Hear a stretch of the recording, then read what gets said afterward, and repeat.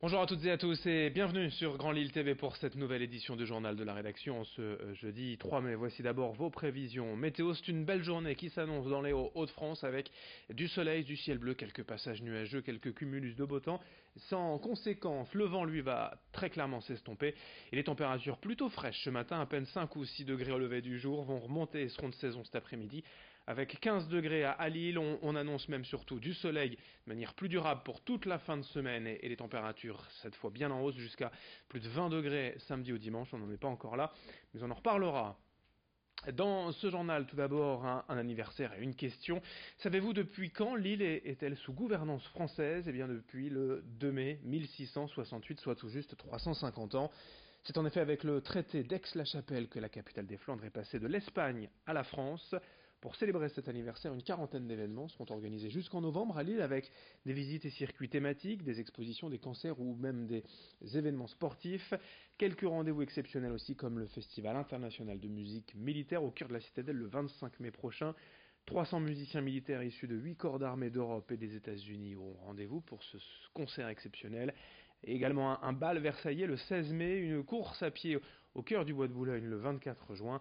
Explication à propos de ce 350e anniversaire et des événements à prévoir au micro d'Edil Gunaï.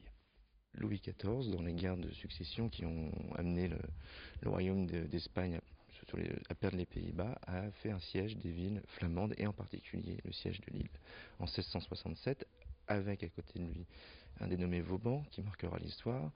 Et après plusieurs semaines d'un long siège pour lequel la population lilloise a sans doute beaucoup souffert à l'époque, Louis XIV est entré dans l'île et a annexé l'île au royaume de France. C'est une étape majeure parce que nous n'avons depuis plus jamais changé d'allégeance. Nous avons été effectivement tour à tour burgonde, flamand, espagnol, mais nous sommes depuis 350 ans français, ce qui est quasiment la plus longue allégeance que l'île ait jamais connue dans son histoire. Et nous sommes maintenant évidemment totalement et 100% français. L'autre actualité cette semaine, bien plus douloureuse, c'est en marge du meurtre d'Angélique. Les conséquences également pour l'épouse de David Rameau, le meurtrier présumé. Cette femme de 36 ans et ses deux enfants étaient en vacances la semaine dernière lors du drame, mais ils n'ont pas pu regagner leur domicile de Vambrechy, placé sous scellé pour les besoins de l'enquête. La maison a été vandalisée ces derniers jours. Cette femme a reçu également des menaces de mort via Internet. Elle a donc décidé de porter plainte et de se constituer partie civile pour se protéger, elle et ses enfants. Selon son avocat, il s'agit d'une femme anéantie devant faire face à l'horreur d'avoir vécu 20 ans avec cet homme, meurtrier et violeur. Je vous propose d'écouter son avocat, maître Hervé Corbanesi, au micro de Xavier Sidi. Alors non, on n'est pas choqué, il est parfaitement anéanti, c'est complètement différent. J'ai vu quelqu'un arriver hier dans mon bureau qui s'installait juste là derrière vous, qui était tremblante, qui avait des fantômes dans les yeux, qui arrivait très très mal à s'exprimer, très difficilement, pardon, et qui s'est rendu compte que du jour au lendemain, elle a tout perdu. Elle ne pouvait pas un instant imaginer que cet homme avec lequel elle avait passé une vingtaine d'années en commun, qui vivait une vie normale, qui avait une vie sociale, tous deux, qui ont eu des enfants, qui travaillaient normalement, elle comme lui, et elle se rend compte à l'instant, et rétrospectivement, qu'elle a vécu avec un parfait inconnu. Et ça, c'est terrible.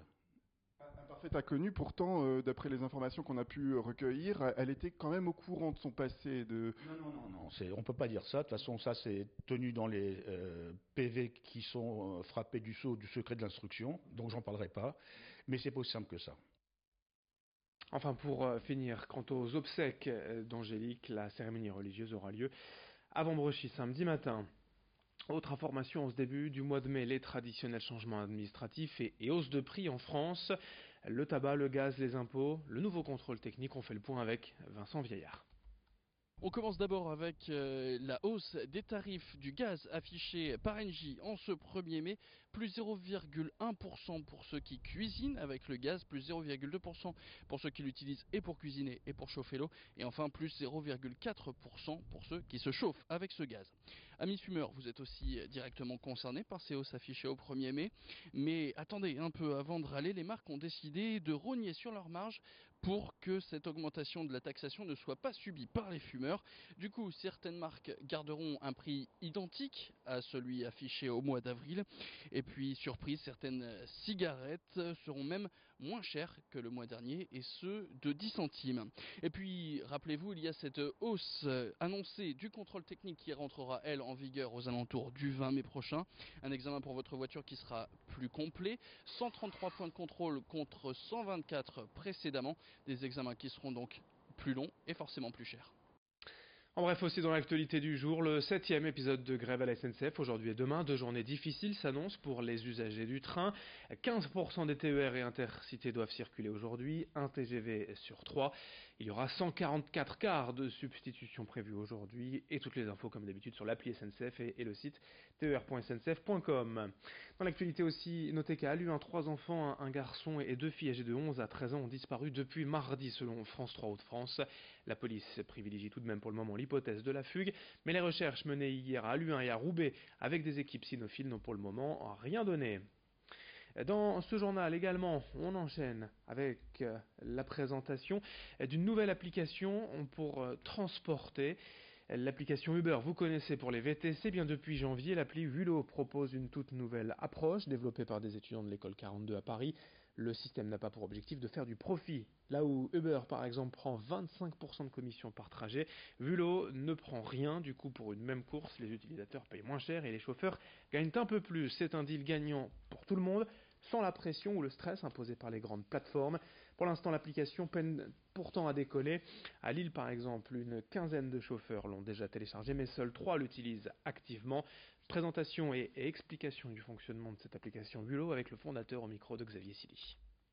J'aime bien faire qu'une seule chose à la fois, mais par exemple en ce moment il y a un gros problème avec la déclaration de TVA qui vient beaucoup du montage qu'utilisent Uber et Taxify sur des îles des Bermudes, etc. Et il se trouve que beaucoup de chauffeurs ont payé de la TVA à tort et ils arrivent entre eux à détecter le problème, mais ça reste quelque chose où même les comptables se font avoir.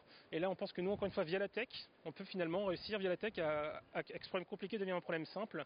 Donc qu'est-ce que c'est l'avenir de l'association et de Vulot? La même chose, Vulot reste gratuit, sans commission, sans abonnement, et nous on fait de la tech qui aide les chauffeurs et qui aide les gens à s'en sortir. Voilà, fin de cette édition, merci à vous de l'avoir suivi. Dans un instant, vos prévisions météo avec le retour du soleil. Attention tout de même aux températures plutôt fraîches en matinée qui vont remonter cet après-midi dans moins de 30 secondes. La météo, très belle journée à toutes et à tous, ensemble évidemment sur Grand Lille TV.